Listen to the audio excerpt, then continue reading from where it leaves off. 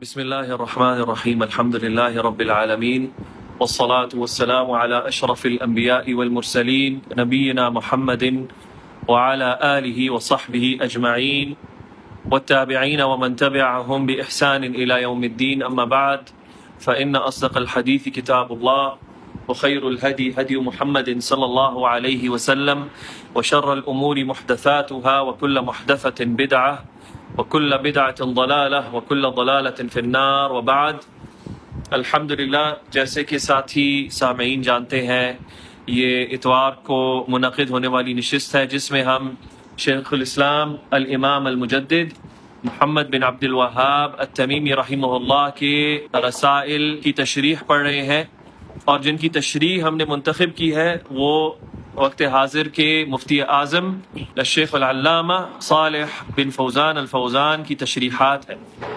اور یہ جو رسالہ ہے یہ ان کے رسائل میں سلسلہ وار تیسرا رسالہ ہے، اور اس رسالے کا جو عنوان ہے وہ ہے اللہ وحدہ کی عبادت کا جامع بیان. تو پچھلی نشست میں جس عبادت کا بیان ہوا تھا وہ تھی محبت. اب آج کی نشست میں جو بقایا عبادات ہیں ان کا بیان کرتے ہیں. تو مصنف رحمہ اللہ فرماتے ہیں الخشیہ، یعنی کہ خشیت، یہ بھی اللہ کی عبادات میں سے ایک قسم ہے. تو شیخ حافظ اللہ فرماتے ہیں خشیت، اور یہ خوف کی ایک قسم ہے. خوف کی ایک قسم خشیت ہے. اللہ سبحانہ وتعالی سورۃ البقرہ میں فرماتا ہے فلا تخشوہم واخشونی، تو ان سے مت ڈرو بلکہ مجھ سے ڈرو.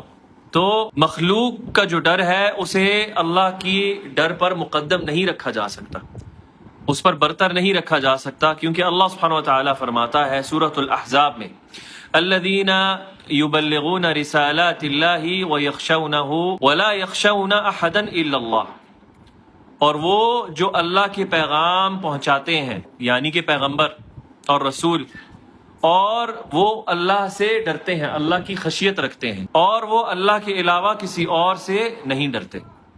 تو یہ پیغمبروں کا طریقہ تھا کہ وہ اللہ سے خشیت اختیار کرتے تھے، نہ کہ مخلوق سے. اگلی جو عبادت ہے وہ ہے الرغبہ، یعنی کہ کسی سے بے تحاشا توقع رکھنا، کسی چیز کی، کسی سے شوق رکھنا، کسی سے زور و خروش سے کسی چیز کی توقع رکھنا، یہ مطلب ہے رغبت کا. شیخ فرماتے ہیں جو توقع ہے وہ اللہ جل وعلا سے رکھنی چاہیے. اور یہ جو توقع ہے اس کی حقیقت کیا ہے کہ انسان اس چیز کی حرص رکھے یا لالچ رکھے جو اللہ کے پاس ہے، یعنی جو اللہ کے پاس نعمتیں ہیں، اس کی حرص، اس کا شوق، اس کی لالچ رکھتے ہوئے اللہ سے جو وہ کیفیت رکھتا ہے اس کو کہا جاتا ہے رغبت.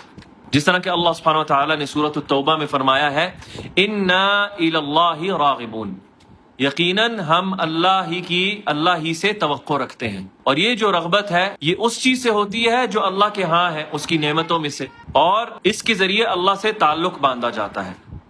تو اگر ایک انسان اس چیز کی رغبت رکھتا ہے جو اللہ کے ہاں ہے، اس کی نعمتوں میں سے، تو پھر یہ جو کیفیت ہے اسے اللہ کی فرمانبرداری پر ابھارتی ہے، یہ رغبت. اور اللہ کی جو رضامندی ہے اس کو مقدم رکھنے پر اس کی مددگار بنتی ہے. اگلی جو عبادت ہے وہ ہے الرہبہ، یعنی کہ یہ بھی ایک قسم کا خوف ہے جس کے بیان میں شیخ فرماتے ہیں جو رہبت ہے اسی طرح یہ خوف کی قسموں میں سے ایک قسم ہے. اللہ سبحانہ وتعالی فرماتا ہے سورۃ البقرہ میں جیسے وَإِيَّايَ فَارْهَبُونَ، تو مجھ ہی سے ڈرو. تو اسی لیے یہ ضروری ہے کہ اللہ سبحانہ وتعالی سے ہی خوف رکھا جائے اور اللہ سبحانہ وتعالی کی ہی خشیت اختیار کی جائے. اور جو رہب ہے یعنی کہ جو ڈر ہے وہ مخلوق سے نہیں رکھا جاتا، یعنی کہ مخلوق سے نہیں ڈرا جاتا، کیونکہ یہ جو مقام ہے یہ اللہ سبحانہ وتعالی کے لیے مخصوص ہے، اور اللہ کے ساتھ مخلوق کی برابری نہیں کی جا سکتی. تو اسی لیے مخلوق سے خوف اختیار نہیں کیا جاتا، کیونکہ اس سے پھر انسان اللہ کی فرمانبرداری سے ہٹ کر ان کے وجہ سے ڈرنے لگتا ہے. اگلی جو عبادت ہے وہ ہے التألہ، یعنی التعبد، بندگی. یہ عبادت جو ہے اسی میں سے نکلا ہے التعبد.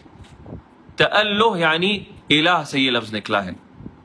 تو تألہ کا جو لفظ ہے اس کا استعمال ہوتا ہے اس طرح کی کیفیت پہ جس میں محبت شمار ہو، جو کہ صرف اس شخصیت سے کی جا سکتی ہے جو الہ ہو، تو الہ ہی سے محبت رکھی جاتی ہے، اور جو حقیقی الہ ہے وہ صرف اللہ سبحانہ وتعالی ہے۔ تو تعبد جو ہے وہ اللہ جل وعلا کا حق ہے، اس کے ساتھ اس میں کسی کو شمار نہیں کیا جا سکتا اس کی مخلوقات میں سے، اور ناجائز ہے کہ اس کے ساتھ کسی اور الہ کو، کسی اور معبود کو معبود بنایا جائے، اور اس سے ایسی محبت کی جائے جو محبت تعبد کی محبت ہوتی ہے، جو صرف اللہ کے لیے کی جا سکتی ہے۔ تو تعبد اور الوہیت جو ہے یہ اللہ سبحانہ وتعالیٰ اکیلے کا حق ہے، جس طرح کہ اللہ سبحانہ وتعالیٰ سورۃ الزخرف میں فرماتا ہے وَهُوَ الَّذِي فِي السَّمَاءِ إِلَٰهٌ وَفِي الْأَرْضِ إِلَٰهٌ وَهُوَ الْحَكِيمُ الْعَلِيمُ، کیونکہ وہی جو ہے آسمانوں میں الہ ہے، معبود ہے، اور وہی زمین میں معبود ہے، اور وہی حکمت والا اور علم رکھنے والا ہے۔ یعنی یہ وہی شخصیت ہے کہ جس کا تعبد کیا جاتا ہے، جس کی پرستش کی جاتی ہے، جس کی عبادت کی جاتی ہے، اور جتنے بھی آسمان والے اور زمین والے ہیں وہ سب اس سے محبت کرتے ہیں بطور الہ۔ تو وہ کون ہے؟ اللہ سبحانہ وتعالی۔ اگلی جو عبادت ہے اس کے بارے میں مصنف فرماتے ہیں اسی طرح رکوع اور سجود ہے۔ اس کے بیان میں شیخ صالح الفوزان فرماتے ہیں رکوع جو ہے وہ عبادت ہے جو اللہ کے سوا کسی کے لیے نہیں کی جا سکتی، کیونکہ انسان کسی کے سامنے رکوع نہیں کر سکتا سوائے اللہ کے، نہ وہ کسی کے سامنے جھک سکتا ہے، نہ اپنا سر نیچا کر سکتا ہے بطور تعظیم سوائے اللہ کے۔ تو اپنے آپ کو جھکانا یعنی جسمانی طور پر، یعنی اپنا سر جھکانا، تو یہ ایک انکساری کی صورت ہے، یہ جھکاؤ کی صورت ہے جسے بطور تعظیم کیا جاتا ہے، اور یہ غیر اللہ کے لیے جائز نہیں۔ اور اسی طرح سجود بھی، سجدہ کرنا بھی اللہ کے علاوہ کسی کے لیے جائز نہیں، نہ کوئی بت، نہ کوئی قبر، نہ کوئی مزار، چاہے اس میں کتنی ہی عظیم شخصیت کیوں نہ ہو، یعنی اس مزار میں یا اس قبر میں، تو یہ سجدہ ناجائز ہے ہر اس طرح کی چیزوں سے سوائے اللہ سبحانہ وتعالیٰ کے لیے۔ اور جو فارس اور روم کے جو لوگ تھے، ان کی ریاستوں کے جو لوگ تھے، وہ اپنے بادشاہوں کی تعظیم کیا کرتے تھے ان کو سجدہ کر کے، ان کی تعظیم کیا کرتے تھے ان کے سامنے سجدہ ریز ہو کے۔ تو جب معاذ بن جبل رضی اللہ عنہ نے انہیں یہ کرتے ہوئے دیکھا اپنے بادشاہوں کے ساتھ، اور جب وہ نبی صلی اللہ علیہ وسلم کے پاس واپس لوٹے تو انہوں نے نبی صلی اللہ علیہ وسلم کو سجدہ کرنا چاہا، معاذ بن جبل نے، تو نبی علیہ الصلاۃ والسلام نے ان کو منع کیا اس سے، اور فرمایا لو كنت آمرا احدا ان يسجد لأحد لأمرت المرأة ان تسجد لزوجها لعظم حقه عليها، کہ اگر میں کسی کو حکم دیتا کہ وہ کسی کو سجدہ کرے تو میں حکم دیتا ایک بیوی کو کہ وہ اپنے خاوند کو سجدہ کرے، اس وجہ سے جو اس کا عظیم مقام اسے دیا گیا ہے، اس پر خاوند کا مقام جو عورت پہ دیا گیا ہے۔ یعنی نبی صلی اللہ علیہ وسلم کہا اگر میں حکم دیتا، کسی کو اجازت ہوتی تو عورت کو ہوتی کہ وہ اپنے خاوند کو کرے، کیونکہ خاوند کا اتنا بڑا حق ہے اپنی بیوی پر، لیکن اس کا بھی یعنی کہ حکم نہیں ہے، اس کا بھی حکم نہیں، اور اپنے سجدے سے بھی آپ صلی اللہ علیہ وسلم نے منع فرما دیا۔ اور یہ جو روایت ہے اسے امام احمد نے اپنی مسند میں روایت کیا، ابن ابی شیبہ نے معاذ رضی اللہ عنہ سے۔ تو سجدہ جو ہے وہ صرف اللہ کے لیے، اللہ کے علاوہ کسی اور سے نہیں کیا جا سکتا۔ اگلی جو عبادت ہے وہ ہے، مصنف فرماتے ہیں الخشوع۔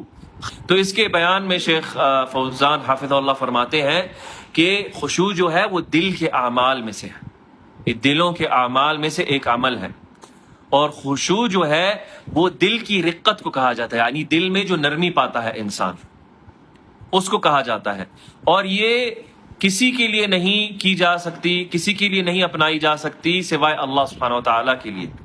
تو مخلوق سے خشوع نہیں اختیار کیا جاتا، بلکہ جو خالق سبحانہ وتعالیٰ ہے اس کی تعظیم کرتے لیے اس کے لیے خشوع اپنایا جاتا ہے، جس میں یہ کیفیت آتی ہے کہ بندہ اپنا دل نرم کرتا ہے اور اپنے آپ کو فقیر جانتا ہے خالق کے سامنے، یہ خشوع ہے، یعنی اپنے آپ کو فقیر جاننا، اور اپنے یعنی جب انسان گڑ گڑاتا ہے اللہ کے سامنے، کہتے ہیں نا کہ خشوع اپناؤ نماز میں، کیا مطلب ہے کہ اللہ کے سامنے اپنی جو فقر ہے اس کو ظاہر کرو کہ ہم اس کے طلبگار ہیں، ہمیں اس کی ضرورت ہے جو تیرے ہاں ہے اے ہمارے خالق۔ تو ہی ہمیں عطا کرنے والا ہے، تو ہی ہماری مشکلیں دور کرنے والا ہے، ہم تو فقیر ہیں، ہم کچھ اپنا نہیں کر سکتے. یہ خشیت ہے. اور اس کے سامنے گڑ گڑا کے رونا اور اس کے سامنے خوف کھانا، خشیت طاری کرنا اپنے آپ پر، جس طرح کہ اللہ سبحانہ و تعالیٰ نے سورۃ المؤمنون میں فرمایا ہے ان الذین هم من خشیۃ ربهم مشفقون، یقیناً یہ وہ ہیں جو اپنی خشیت سے اپنے رب کے سامنے ڈر جاتے ہیں. اگلی جو عبادت ہے وہ ہے التذلل، یعنی انکساری، یعنی کہ انکساری، اپنے آپ کو جھکا لینا. اس کے بارے میں شیخ صالح الفوزان فرماتے ہیں التذلل کا مطلب ہے خضوع، یعنی اپنے آپ کو جھکا لینا. اور یہ جس طرح کہ پہلے بھی اس کا بیان گزر چکا، یہ عبادت کے ارکان میں سے ایک رکن ہے انکساری، کیونکہ عبادت جو ہے وہ محبت اور انکساری کے ارد گرد گھومتی ہے اور خوف اور امید کے ارد گرد گھومتی ہے. تو انکساری نہیں اپنائی جا سکتی سوائے اللہ سبحانہ و تعالیٰ کے لیے، کیونکہ اس میں انسان جو ہے وہ اپنے آپ کو ذلیل کرتا ہے. ہم کہتے ہیں کہ فلاں ذلیل ہوا، یا اپنے آپ کو ذلیل کرنا یعنی اپنے آپ کو جھکا لینا، اپنے آپ کو بچھا دینا. تو یہ مخلوق کے لیے نہیں اختیار کی جا سکتی، یہ صرف اللہ سبحانہ و تعالیٰ کے لیے.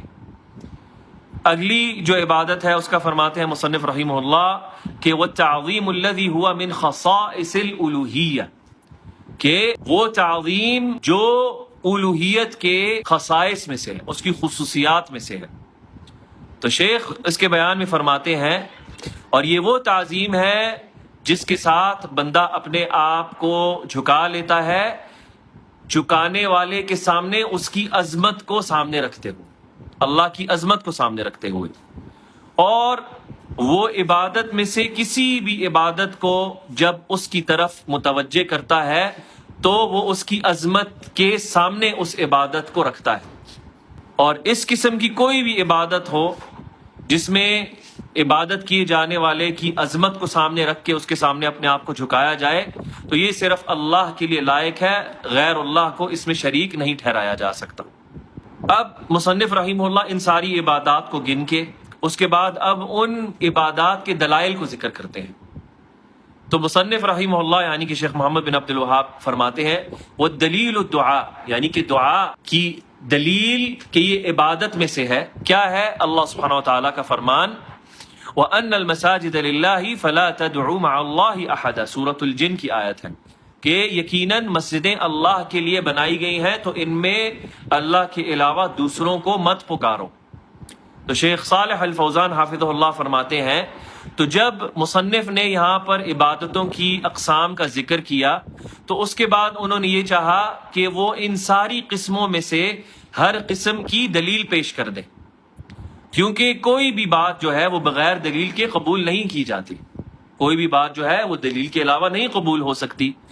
اور خاص کر کے جب وہ بات ہو اتنے عظیم معاملے کی اور اتنے اہم معاملے کی جو کہ معاملہ ہے عبادات کا، کہ ان کو بیان کیا جا رہا ہو کہ یہ عبادتیں ہیں اور یہ صرف خاص اللہ کے لیے ہیں. تو کیونکہ عبادات جو ہیں وہ توقیفی ہوتی ہیں، یعنی ان کے لیے دلیل ضروری ہے. ان کی توقف جو ہے، ان کی دلیل کتاب و سنت جو نصوص شریعت کی اس پہ توقف کرتی ہے، اس کے دلائل. اور ان میں سے کوئی بھی بغیر دلیل جو ہے وہ عبادت نہیں کی جا سکتی. تو پہلی جو عبادت ہے جس طرح فرمایا دعا، تو اس کی دلیل میں پیش کرتے ہیں سورۃ الجن کی آیت وَأَنَّ الْمَسَاجِدَ لِلَّهِ فَلَا تَدْعُوا مَعَ اللَّهِ أَحَدًا. تو اسی طرح یہ ضروری ہے کہ مسجدیں جو ہیں وہ اللہ ہی کے لیے خاص ہوں. ان کو نہ تو اس لیے تعمیر کیا جائے کہ دکھاوے کے لیے اور لوگوں کو بتلانے کے لیے، نہ ہی ان کو بنایا جائے کسی مزار پر یا کسی قبر پر، بلکہ انہیں خاص اللہ وحدہ کی عبادت کے لیے بنایا جائے جس کا کوئی شریک نہیں. کیونکہ یہ مسجدیں اللہ کے گھر ہیں، یہ اللہ کے گھر ہے، جس طرح کہ اللہ سبحانہ و تعالیٰ نے فرمایا ہے فَلَا تَدْعُوا مَعَ اللَّهِ أَحَدًا، تو اللہ کی سوا کسی اور کو ان میں مت پکارو. تو یہ شاہد ہے اس آیت میں سے، یعنی یہ محل ہے، یہ استدلال کا محل ہے کہ یہ شاہد ہے کہ اللہ کے علاوہ مت پکارو کسی اور کو. کہاں؟ ان مسجدوں میں. تو پکارنا جو ہے وہ دلیل ہے اس آیت میں کہ اللہ نے اپنے علاوہ کسی غیر کو پکارنے سے منع فرما دیا اپنے گھروں میں. پھر اگلی جو دلیل ہے وہ فرماتے ہیں کہ اللہ سبحانہ وتعالیٰ نے فرمایا، سورۃ الرعد کی آیت ہے، لہو دعوت الحق، اسی کے لیے سچا پکارنا ہے، یعنی اسے ہی حقیقی طور پر پکارا جاتا ہے جو سچا الہ ہے۔ والذین یدعون من دونہ لا یستجیبون لہم بشیء الا کباسط کفیہ الی الماء لیبلغ فاہ وما ہوا ببالغہ، اور وہ جو اس کے علاوہ دوسروں کو پکارتے ہیں وہ تو ان کی سن ہی نہیں سکتے کسی بھی چیز کے تعلق سے، اور وہ اس طرح ہے، یعنی یہ جو غیر اللہ کو پکارتے ہیں یہ لوگ ایسے ہیں کہ جس طرح ایک شخص اپنے دونوں ہاتھوں کو اپنے سامنے پھیلائے رکھے پانی حاصل کرنے کے لیے، لیکن وہ پانی اس کے منہ تک نہیں پہنچتا، وما دعاء الکافرین الا فی ضلال، اور جو کافروں کی پکار ہے یعنی غیر اللہ کو، وہ گمراہی کے علاوہ کچھ نہیں، یعنی ان کی پکار سنی ہی نہیں جاتی۔ اس کے بیان میں شیخ صالح الفوزان فرماتے ہیں کہ اس کا مطلب یہ ہے کہ وہ شخصیت ہے، یعنی اللہ سبحانہ وتعالیٰ کہ جسے حقیقی طور پر پکارا جاتا ہے، یعنی کہ وہ مستحق ہے پکارے جانے کا۔ جہاں تک غیر اللہ کا تعلق ہے، چاہے وہ بت ہوں، چاہے وہ پتھر ہوں، قبریں ہوں، چاہے وہ مزار ہوں، تو ان کو جو پکارا جانا ہے وہ سارا کا سارا باطل ہے، وہ رائے گاہ ہے، وہ نہیں سنا جاتا، نہ وہ ان کے پکارے جانے والوں کا حق ہے کہ انہیں پکارا جائے، کیونکہ وہ ان کی پکار کو سن ہی نہیں سکتے، نہ وہ قدرت رکھتے ہیں اگر وہ سن بھی لیں کہ ان کی پکار کو وہ جواب دیں، ان کی دعاؤں کی استجابت کریں۔ جس طرح کہ اللہ سبحانہ وتعالیٰ نے اسی آیت میں فرمایا، والذین یدعون من دونہ لا یستجیبون لہم بشیء، کہ جن کو یہ پکارتے ہیں اللہ کے علاوہ تو وہ ان کی کسی بھی پکار میں سے کوئی جواب نہیں دے سکتے کسی بھی چیز کا، الا کباسط کفیہ الی الماء لیبلغ فاہ، یہ اس طرح ہے کہ ایک شخص جو ہے وہ اپنے دونوں ہاتھوں کو پھیلائے پانی پینے کے لیے تاکہ وہ اس کے منہ تک پہنچے۔ تو شیخ فرماتے ہیں تو اگر آپ کسی پانی کے پاس آئیں، کسی پانی کے کنویں کے پاس آئیں، اور آپ کے پاس نہ کوئی پیالہ ہو، نہ کوئی آپ کے پاس بالٹی ہو، نہ کوئی ایسی چیز ہو جس میں آپ پانی کو اٹھا سکتے ہیں، اس کنویں میں سے نکال سکتے ہیں، اور نہ ہی آپ کے پاس رسی ہو اس میں کنویں میں نیچے کرنے کے لیے اس برتن کو، اور آپ اپنے ہاتھوں سے جو ہے اٹھا کر پانی کی طرف اشارہ کرتے رہیں کہ وہ پانی آپ کے پاس پہنچے، تو کیا وہ پانی آپ کے پاس پہنچتا ہے؟ نہیں پہنچتا۔ تو یہی مثال ہے اللہ نے یہاں پر اس آیت میں بیان کی ہے، جو غیر اللہ کو پکارتے ہیں وہ اسی طرح ہے کہ وہ پانی کی طرف اپنے ہاتھوں کو اشارہ کر کے پانی کو پکاریں، اور جس طرح کہ وہ ان کے منہ تک پہنچ جائے۔ تو کیا اللہ نے مثال بیان کی ہے کہ جن کو وہ غیر اللہ کو جو پکارتے ہیں تو وہ نہ ان کو کوئی نفع پہنچا سکتے ہیں، نہ وہ کوئی ان کو نقصان پہنچا سکتے ہیں، تو وہ ایسا کام کر رہے ہیں جو ناممکن ہے، مستحیل ہے کہ پانی کے سامنے دونوں ہاتھوں کو پھیلا دیا جائے کہ وہ ان کے منہ تک پہنچے، کہ وہ اس کو پی پائیں، تو پانی تو ان کے منہ تک پہنچنے سے رہا، کیونکہ پھیلائے ہوئے ہاتھوں سے جو ہے وہ پانی منہ تک نہیں پہنچتا، بلکہ اس کے لیے اسباب کو اپنانا پڑتا ہے، اور وہ اسباب کیا ہے کہ کوئی برتن ہو، اس کے ساتھ رسی کو باندھا جائے، اس کو نیچے کیا جائے، پھر اس کو کھینچا جائے، تو وہ اسباب ہی نہیں آپ کے پاس۔ پھر آگے استعانت کی دلیل مصنف رحمہ اللہ فرماتے ہیں، اللہ سبحانہ وتعالیٰ کا قول ہے سورۃ الفاتحہ کا، ایاک نعبد و ایاک نستعین، تیری ہی ہم عبادت کرتے ہیں اور تجھ ہی سے ہم مدد طلب کرتے ہیں، یہ دلیل ہے استعانت کی۔ تو شیخ صالح الفوزان فرماتے ہیں استعانت جو ہے اور اس کی جو دلیل پیش کی گئی ہے، یہ عبادت کی قسموں میں سے ایک عبادت ہے، اور اس کی دلائل میں سے ایک دلیل سورۃ الفاتحہ کی یہ آیت ہے جو ہم ہر نماز میں پڑھتے ہیں۔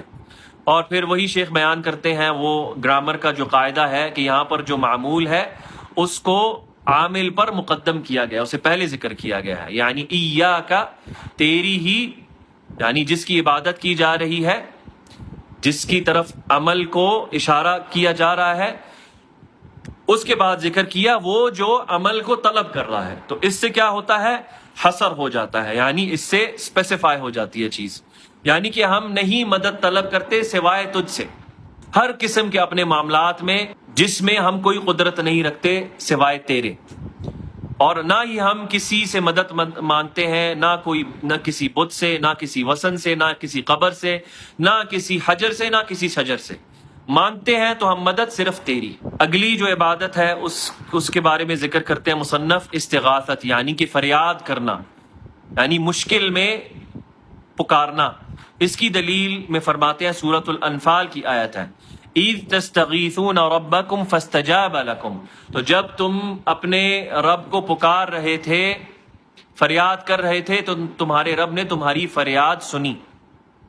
تو شیخ صالح الفوزان فرماتے ہیں کہ اللہ سبحانہ و تعالی یاد دلا رہا ہے یہاں پر مؤمنوں کو کہ جب ان کے ساتھ بدر کا واقعہ پیش آیا، غزوہ بدر کا، کہ جب معاملات بہت تنگ ہو گئے ان پر، تو انہوں نے اللہ سے فریاد کی بدر کے موقع پر مؤمنوں نے۔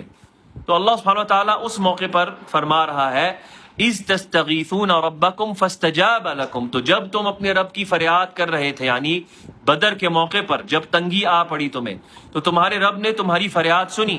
انی ممدکم بألف من الملائکۃ مردفین، کہ بے شک میں تمہاری طرف 1000 فرشتے اتار رہا ہوں جو آگے پیچھے آئیں گے بغیر رکے، جو آگے پیچھے آئیں گے تمہاری مدد کرنے بغیر رکے، بغیر کسی وقفے کے۔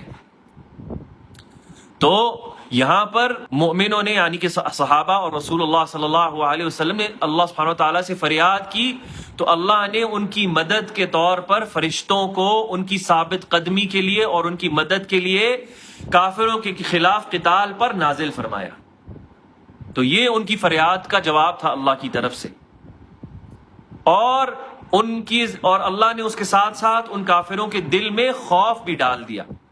اللہ سبحانہ وتعالیٰ نے فرمایا سورۃ الانفال میں ہی، اذ یوحی ربک الی الملائکۃ انی معکم فثبتوا الذین آمنوا، تو جب تمہارے رب نے فرشتوں کو وحی کی کہ یقیناً میں تمہارے ساتھ ہوں، مؤمنوں کے قدموں کو ثابت کرو، یعنی ان کی مدد کرو۔ سألقی فی قلوب الذین کفروا الرعب، ان قریب میں کافروں کے دلوں میں خوف ڈال دوں گا۔ تو کس طرح اللہ نے مدد کی ان کی فریاد اس مشکل گھڑی میں، کہ اللہ نے فرشتوں کو اتارا ان کے ثابت قدمی کے لیے، اور اس کے ساتھ ساتھ ان کے دلوں میں خوف بھی ڈالا۔ تو اس طرح اللہ نے مؤمنوں کی جو فریاد تھی اس کا اس طرح جواب دیا۔ تو شیخ فرماتے ہیں جو فرشتے تھے وہ نازل ہوئے قتال کے میدان میں، یعنی جنگ کے میدان میں، یعنی بدر میں، مؤمنوں کے ساتھ ان کو ثابت قدمی دینے کے لیے، ان کی تقویت کرنے کے لیے، اور ان کے دلوں کو مضبوط کرنے کے لیے، اور ان پر اطمینان نازل کرنے کے لیے، اور کافروں کے اور جو دشمن تھے اللہ اور اس کے رسول اور مؤمنوں کے، ان کے دلوں میں خوف طاری کرنے کے لیے۔ تو اس طرح مومنوں کی مدد ہوئی ان کے قتال میں کافروں کے خلاف۔ تو کافروں کو قتال کرنے والے کون تھے؟ مومن تھے، لیکن فرشتے نازل کیے گئے ان کی مدد کرنے کے لیے، ان کے دل کو مضبوط کرنے کے لیے، اور ان کو ثابت قدم رکھنے کے لیے۔ اگلی جو عبادت ہے اس کی دلیل میں فرماتے ہیں ذبح کرنا، یعنی قربانی کرنا۔ اس کی دلیل کیا ہے کہ یہ صرف ایک عبادت ہے جو صرف اللہ کے لیے کی جا سکتی ہے۔ سورۃ الانعام کی آیت ہے، قل ان صلاتی ونسکی ومحیای ومماتی للہ رب العالمین، کہہ دیں اے پیغمبر کہ یقیناً میری نماز، میرا ذبح کرنا، میرا زندہ رہنا، میرا مرنا سب اللہ رب العالمین کے لیے ہے۔ شیخ فوزان حافظہ اللہ فرماتے ہیں کہ یہاں پر اللہ سبحانہ تعالیٰ نے قربانی کو، جس کا لفظ یہاں پر آیا ہے نسک کا، اور وہ ہے ذبح کرنا، قربانی کرنا، اس کو نماز کے ساتھ ذکر کیا، اس کو نماز کے ساتھ ذکر کیا۔ تو اس کا اور ہمیں یہ پتہ ہے کہ نماز کیا ہے؟ عبادت ہے۔ اس کا مطلب یہ کہ نسک بھی عبادت ہے، قربانی بھی عبادت ہے۔ تو اسی لیے فرمایا قل ان صلاتی ونسکی ومحیای ومماتی للہ رب العالمین لا شریک لہ، کہ میرا جینا اللہ ہی کے لیے ہے، میرا مرنا اللہ ہی کے لیے ہے۔ پھر اس کے بعد فرمایا لا شریک لہ، اس کا کوئی شریک نہیں، یعنی ان سب چیزوں میں، نہ نماز میں، نہ قربانی میں، نہ جینے میں، نہ مرنے میں، ان سب میں لا شریک لہ، اس کا کوئی شریک ہی نہیں۔ یعنی کیا حاصل ہوا کہ یہ سب عبادتیں ہیں۔ تو اس میں دلیل کیا ہے کہ قربانی عبادت ہے، اس میں اللہ کے ساتھ کسی کو شریک نہیں کیا جا سکتا۔ تو اللہ نے اس طرح ذکر کر کے ہر شریک کو نفی کر دیا قربانی میں اور نماز میں، اور نفی کر دیا زندگی جینے میں اور مرنے میں۔ پھر فرمایا وَبِذَلِكَ أُمِرْتُ، اور اسی کا مجھے حکم دیا گیا ہے، یعنی کہ رسول اللہ صلی اللہ علیہ وسلم فرما رہے ہیں کہ اس کا مجھے حکم ملا ہے۔ وَبِذَلِكَ أُمِرْتُ، یعنی مجھے اللہ نے اس چیز کا حکم دیا ہے، وَأَنَا أَوَّلُ الْمُسْلِمِينَ، اور میں اسلام لانے والوں میں سے سب سے پہل کرتا ہوں۔ یعنی کیا مطلب ہے سب سے پہل کرتا ہوں؟ سب سے پہلے اللہ کی اس جو دعوت ہے، دین کی دعوت، اس کے سامنے سرخم تسلیم کرتا ہوں، اس کے حکم کو قبول کرتا ہوں سب سے پہلے۔ پھر اگلی جو عبادت ہے وہ ہے نظر کی عبادت، جو پچھلی نشست میں ہم نے ذکر کی تھی، اور اس کا جو اردو عام لفظ ہے وہ میں نے ذکر نہیں ہوا تھا اس وقت، ذہن نشین نہیں تھا۔ اس کا لفظ کیا ہے؟ منت۔ کیا لفظ ہے اس کا عام؟ منت۔ نظر مانگنا یعنی منت مانگنا، صحیح؟ تو منت بھی مانگنا جو ہے یہ عبادت کی قسموں میں ایک قسم ہے۔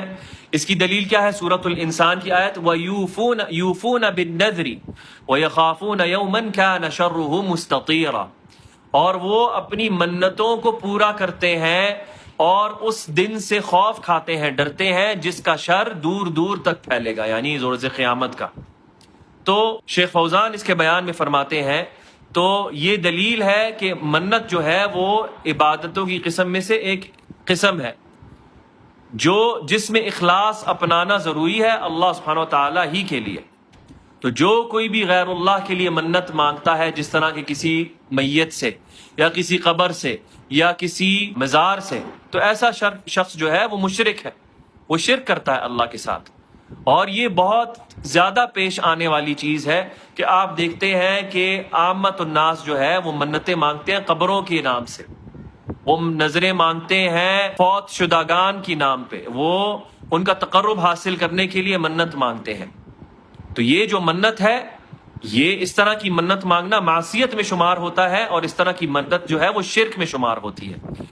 جائز نہیں کہ اس کو پورا کیا جائے، جس طرح کہ ہم نے پچھلی نشست میں بھی ذکر کیا تھا کہ ایسی منت جس میں معصیت ہو اللہ کی، اور معصیت کے سر فہرست کیا ہے؟ اللہ کے ساتھ کسی کو شریک کرنا اس کے حق میں، تو اس کو پورا کرنا ناجائز ہے۔ بندہ یہ نہ کہے کہ میں نے تو اللہ کے لیے منت مانگ لی تھی لیکن اس میں اللہ کی نافرمانی ہے، تو اس کو پورا کرنا ناجائز ہے، اس کو ترک کرنا واجب ہے، اس منت کو چھوڑ دینا واجب ہے۔ لیکن ایسا جو شخص جو اللہ کے لیے منت مانگے، اس کے لیے نظر مانگے، تو پھر ضروری ہے کہ وہ اس کو پورا کرے بطور عبادت اللہ کے لیے، اگر وہ معصیت پہ اس کی بنیاد نہیں۔ اگلی جو عبادت ہے وہ ہے خوف، اور مصنف فرماتے ہیں اس کی دلیل ہے انما ذالکم الشیطان یخوف اولیاءہ فلا تخافوہم وخافونی ان کنتم مؤمنین، یقیناً شیطان تو اپنے دوستوں کے ذریعے ان کو ڈرانا چاہتا ہے، یعنی مومنوں کو، لیکن تم ان سے مت ڈرو، مجھ ہی سے ڈرو اگر تم سچے مومن ہو۔ تو اس کے بیان میں شیخ فوزان فرماتے ہیں کہ جب مشرکوں نے رسول اللہ صلی اللہ علیہ وسلم اور ان کے اصحابہ کو ڈرایا احد کے جنگ کے بعد، جس میں مسلمانوں کو آخر میں شکست ہوئی، جیتے جیتے وہ رہ گئے، اس کے آخر میں جب مشرکوں نے رسول اللہ اور صحابہ کو دھمکی دی یہ کہتے ہوئے کہ ان قریب ہم واپس لوٹیں گے اور ہم تمہاری جڑوں کو اکھاڑ کے، یعنی ہم تمہاری نسل کشی کر دیں گے، یعنی تمہیں مٹا دیں گے، تو مومنوں نے یہ سن کر کہا حسبنا اللہ ونعم الوکیل، سورۃ آل عمران کی آیت ہے کہ ہمارے لیے اللہ ہی کافی ہے اور وہ سب سے بہترین توکل کیے جانے والی ذات ہے جس پہ توکل کیا جاتا ہے، یعنی کہ ہم اپنا اعتماد اللہ کی ذات پر رکھتے ہیں اور ہمیں کوئی غم نہیں تمہاری ان دھمکیوں سے اور تمہاری ان باتوں سے، ہم تو اپنا اعتماد، اپنا توکل اللہ سبحانہ وتعالیٰ کی ذات پر رکھتے ہیں۔ تو پھر اللہ سبحانہ وتعالیٰ نے فرمایا آیت میں انما ذالکم الشیطان یخوف اولیاءہ، بلکہ یہ تو شیطان تمہیں صرف اپنے دوستوں، اس کے جو دوست ہیں یعنی جو مشرکین مکہ تھے اس کے دوست تھے، ان کے ذریعے تمہیں ڈرانا چاہتا ہے ان کی باتوں سے، تو یعنی یہ تو محض ان کی طرف سے تمہیں ایک ڈرانا اور دھمکانا ہے شیطان کی طرف سے۔ یخوف اولیاء یعنی کہ اپنے ان ولیوں کے ذریعے، ان مشرکوں کے ذریعے تمہیں ڈرانا چاہتا ہے۔ پھر کیا فرمایا اللہ نے؟ فلا تخافوہم، تو مت ڈرو ان سے، ان کی اس دھمکانے سے، وخافونی ان کنتم مؤمنون، بلکہ مجھ سے ڈرو اگر تم سچے مؤمن ہو۔ تو یہ محل شاہد ہے یہاں پر کہ یہاں پر اللہ سبحانہ و تعالیٰ نے کہا کہ خوف صرف مجھ سے کھاؤ، صرف مجھ سے ڈرو، ان سے مت ڈرو۔ تو یہ دلیل ہے کہ خوف عبادت کی قسموں میں سے ایک عبادت ہے جو اللہ سبحانہ و تعالیٰ کے لیے خاص ہے، جس میں اس کے ساتھ کوئی شریک نہیں۔ اگلی جو عبادت ہے وہ ہے الرجاء، امید، اور اس کی دلیل میں مصنف رحمہ اللہ فرماتے ہیں سورۃ الکہف کی آیت فَمَنْ كَانَ يَرْجُو لِقَاءَ رَبِّهِ فَلْيَعْمَلْ عَمَلًا صَالِحًا وَلَا يُشْرِكْ بِعِبَادَةِ رَبِّهِ أَحَدًا۔ تو جو کوئی بھی امید رکھتا ہے اپنے رب سے ملاقات کی تو پھر وہ اچھے نیک اعمال کرے اور وہ اپنی عبادت میں، اپنے رب کی عبادت میں اس کے ساتھ کسی کو بھی شریک نہ کرے۔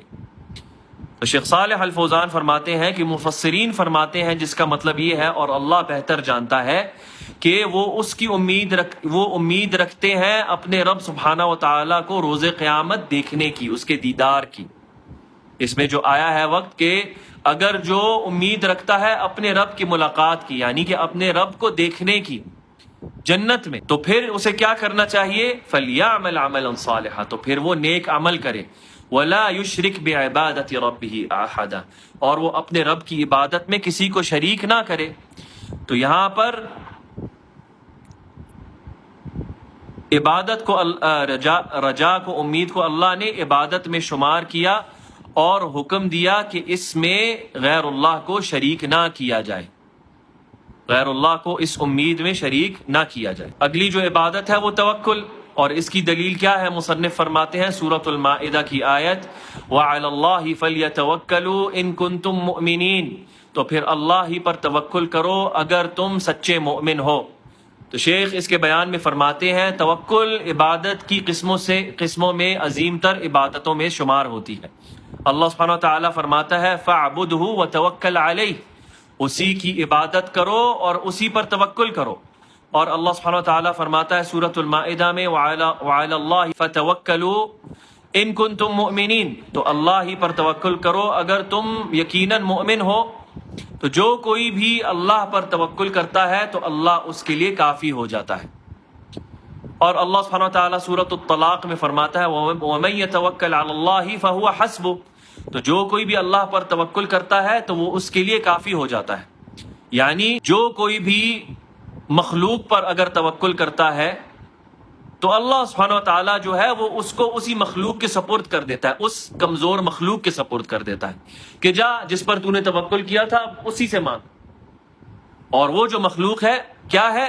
ضعیف، کمزور ہے، وہ اس کی مطلب پوری، وہ اس کی چاہتیں، اس کی ضروریات پوری نہیں کر سکتی۔ تو یہاں پر مصنف رحمہ اللہ نے یہ جو آیت کا سیاق کیا ہے، یہاں پر جس طرح ذکر کی ہے، یہاں پر اللہ سبحانہ وتعالی پر توکل کرنے کو ایمان کی صحت کی شرط قرار دیا ہے۔ یہاں پر اس آیت میں اللہ پر توکل کرنے کو ایمان کی صحت کی شرط میں قرار دیا گیا ہے۔ تو جو کوئی بھی اللہ پر توکل نہیں کرتا تو حقیقتاً وہ مومن نہیں۔ اگلی جو عبادت ہے وہ ہے انابت، یعنی اللہ سے توبہ طائب ہو کے اپنے گناہوں سے رجوع کرنا۔ اس کی دلیل ہے سورۃ الزمر کی آیت وَأَنِيبُوا إِلَىٰ رَبِّكُمْ وَأَسْلِمُوا لَهُ مِن قَبْلِ أَن يَأْتِيكُمُ الْعَذَابُ ثُمَّ لَا تُنصَرُونَ، اور اپنے رب کی طرف توبہ طائب ہو کر لوٹو اور اسی کے سامنے جھک جاؤ اس سے پہلے کہ تم پر عذاب آ پہنچے اور تمہاری مدد نہ کی جائے۔ تو انابت کے بارے میں شیخ صالح الفوزان فرماتے ہیں یہ رجوع کرنے کا نام ہے، یعنی رب کی طرف۔ کس طرح؟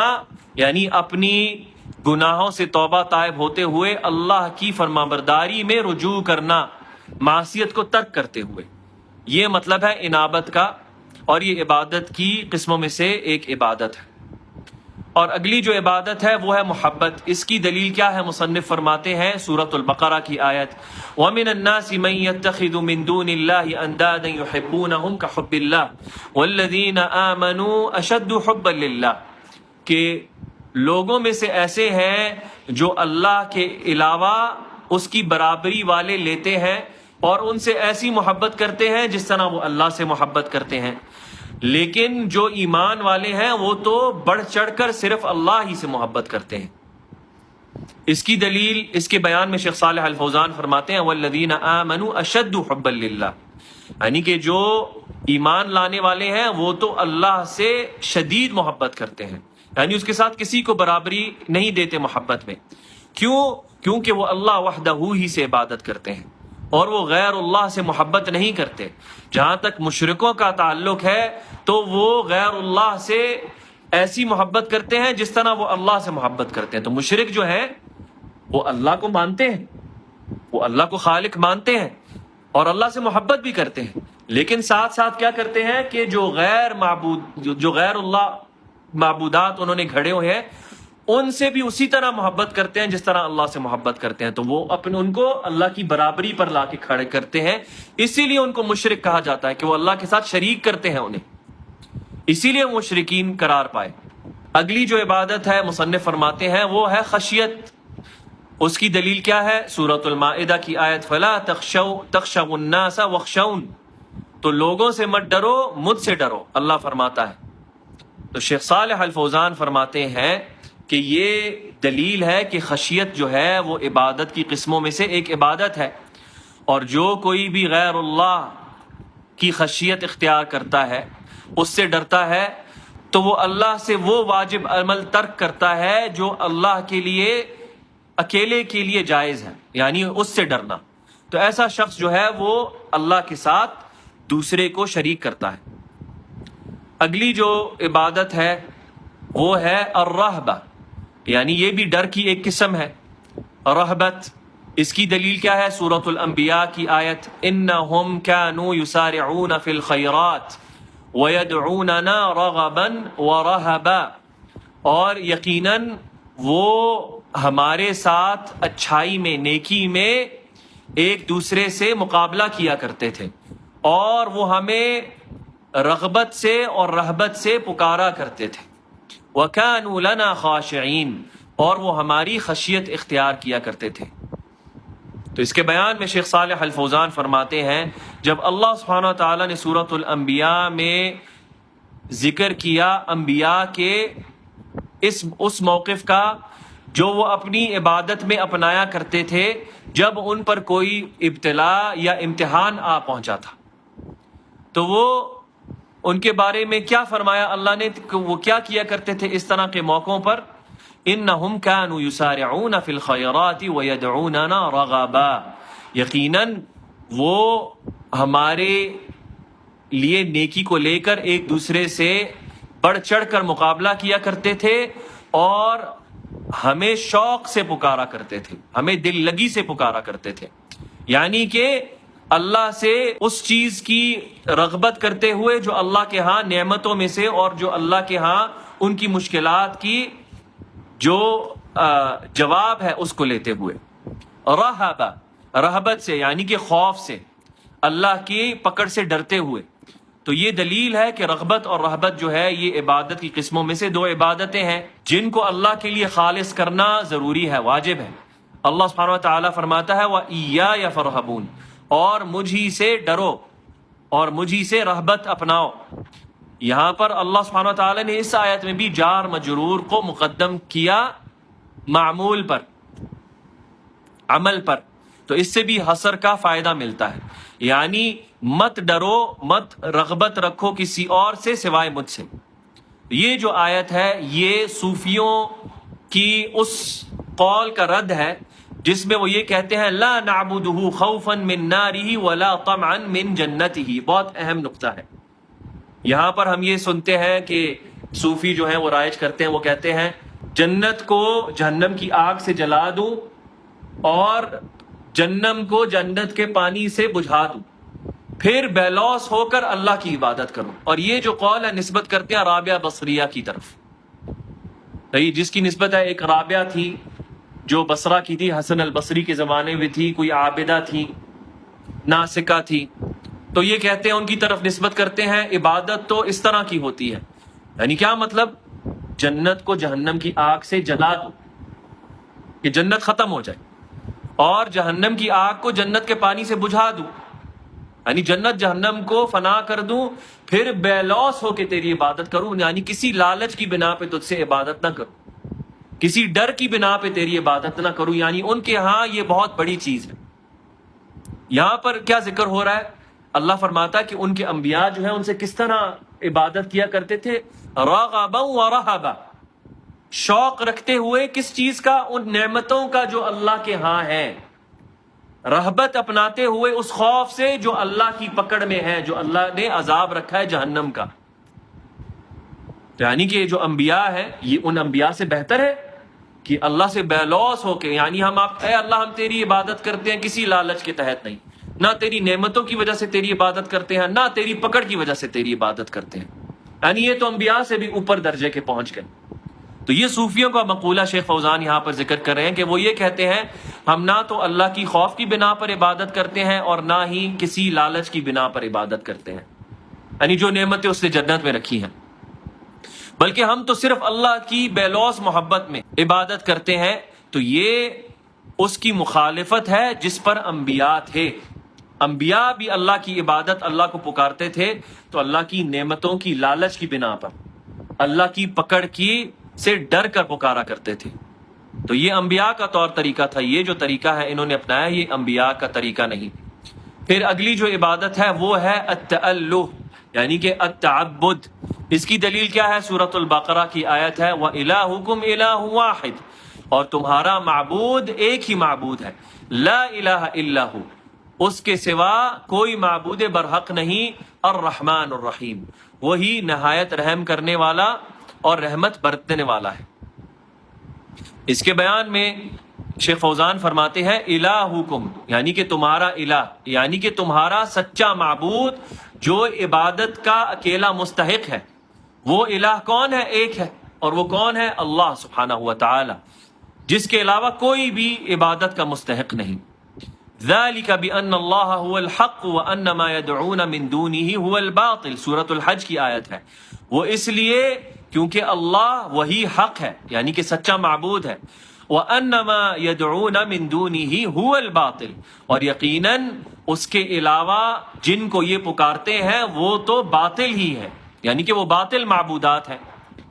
تو ہر وہ چیز جو غیر اللہ، جو اللہ کے علاوہ پوجی جاتی ہے، جس کی عبادت کی جاتی ہے، جسے بطور معبود لیا جاتا ہے، وہ معبود تو ہے لیکن وہ باطل معبود ہے، وہ معبود تو ہے لیکن وہ باطل معبود ہے، اور جو سچا معبود ہے وہ اکیلا اللہ سبحانہ و تعالی ہے۔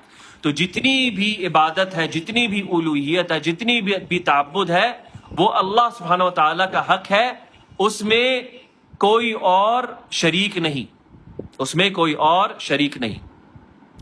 اور رکوع اور سجود کی دلیل میں مصنف رحمہ اللہ فرماتے ہیں سورۃ الحج کی آیت یا ایھا الذین آمنوا ارکعوا واسجدوا واعبدوا ربکم وافعلوا الخیر لعلکم تفلحون، کہ اے ایمان لانے والو، رکوع کرو، سجدہ کرو، عبادت کرو اپنے رب کی، اور اچھے اور خیر کے کام کرو تاکہ تم کامیابی پاؤ۔ تو شیخ فوزان اس کے بیان میں فرماتے ہیں یہاں پر اللہ سبحانہ و تعالیٰ نے حکم دیا ہے رکوع کرنے کا اور سجود کرنے کا۔ اور رکوع کیا ہے؟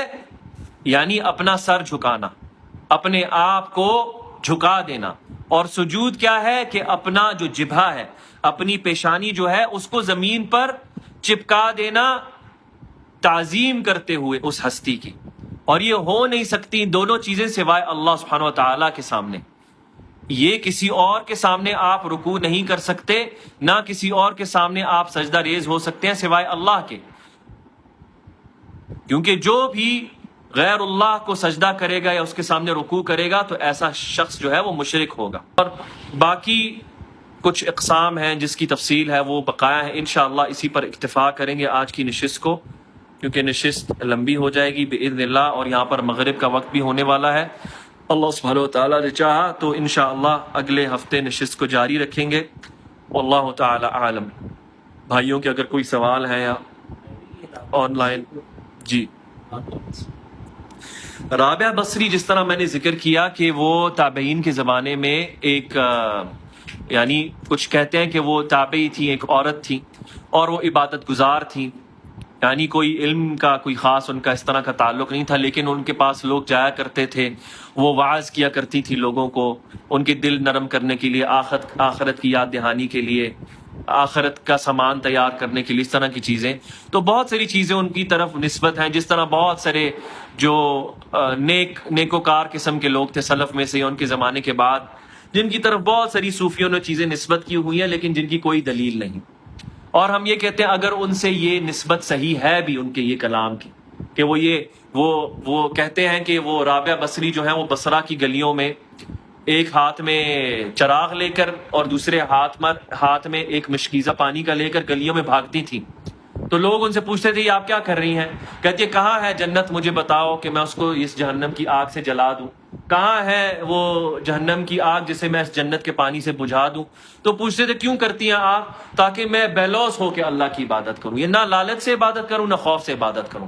یعنی وہ کہتے تھے وہ یہ پیغام دینا چاہتی تھی اللہ کی عبادت کرو بے لوث ہو کر، نہ اللہ کی جنت کی لالچ کر کے، نہ اللہ کی جہنم سے ڈر کے.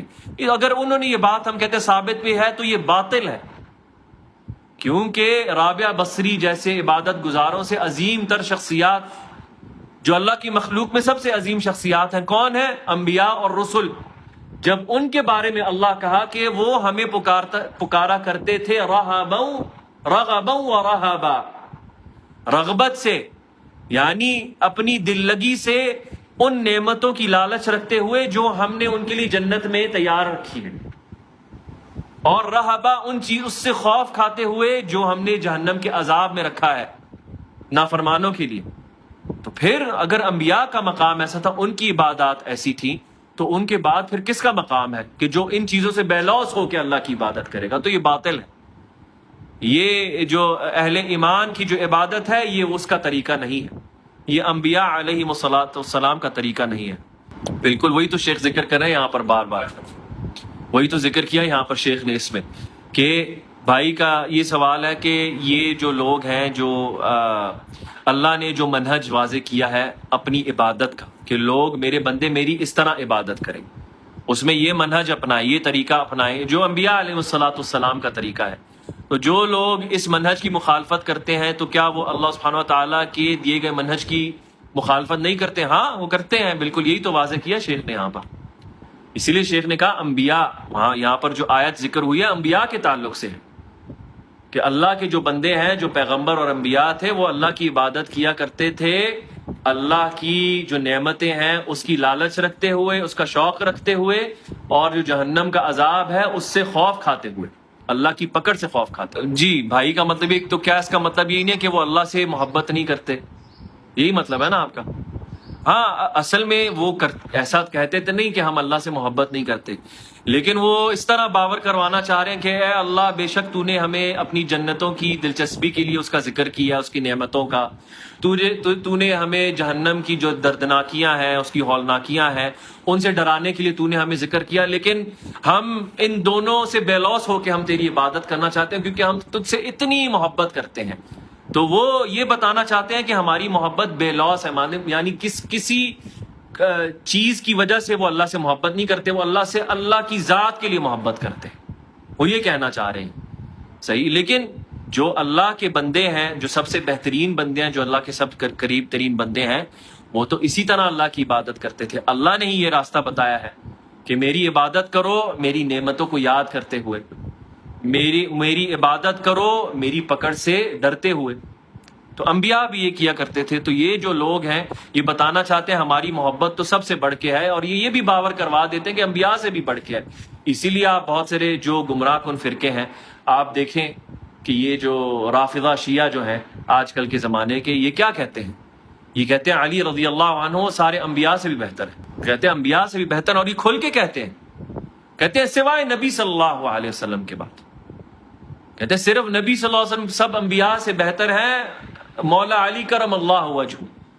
اور وہ اس طرح کی جو باتیں رابعہ بصری، وہ اس طرح کی باتیں علی رضی اللہ عنہ کی طرف بھی نسبت کرتے ہیں. تو وہ نسبت کرنا ایک بات ہے، ثابت ہونا ایک بات ہے. اور جو اہل سنت والجماعت ہے الحمدللہ ان کے پاس جو نبی صلی اللہ علیہ وسلم کی میراث ہے وہ من و عن پہنچی ہے صحیح اسانید سے. ہمیں اس طرح کی باتیں جو ہیں وہ صحیح اسانید کے اقوال میں ان سے نہیں ملتی، ہمیں وہی باتیں ملتی ہیں ان سے جو مطابقت رکھتی ہیں اللہ کی قرآن کی آیات سے اور نبی صلی اللہ علیہ وسلم کے صحیح فرمان سے. نعم. ہاں یہ غلو ہے بلا وجہ، یہ غلو ہے جس سے ہمیں منع کیا گیا ہے. نبی صلی اللہ علیہ وسلم نے کہا ایاکم والتنطع ایاکم والتنطع ایاکم والتنطع، خبردار رہنا غلو سے، خبردار رہنا غلو سے، خبردار رہنا غلو سے. منع کیا 3 دفعہ، کیونکہ نبی صلی اللہ علیہ وسلم تم سے پہلے آنے والے بھی جو ہیں وہ اس غلو کی وجہ سے، جو انہوں نے اپنے انبیاء کو لے کر کیا، اس کی وجہ سے وہ ہلاک ہوئے. تو ہم یہ غلو اس کو مسترد کرتے ہیں اور اس کو نہیں اپناتے. یہاں پر السلام علیکم ورحمۃ اللہ آن لائن ساتھی ہے. وعلیکم السلام ورحمۃ اللہ. What does it mean to give preference to man-made laws over Sharia? Can it only be done if verbally spoken in the act of enacting such laws not approve he views them better? یعنی یہ سوال بار بار ہم نے یعنی اس کا جواب ہم دے چکے ہیں بار بار، تو برائے کرم جو وہ جواب ہیں ان سے آپ رجوع کریں. یعنی بار بار ایک چیز کا جواب دینا تو بلا وجہ ایک چیز جو جواب دے چکے ہیں آپ اس سے رجوع کریں، جو ریکارڈنگ میں آپ کو مل جائے گا انشاءاللہ. بارک اللہ فیکم. سبحانک اللہم وبحمدک، اشہد ان لا الہ الا انت، استغفرک واتوب الیک. السلام علیکم ورحمۃ اللہ وبرکاتہ.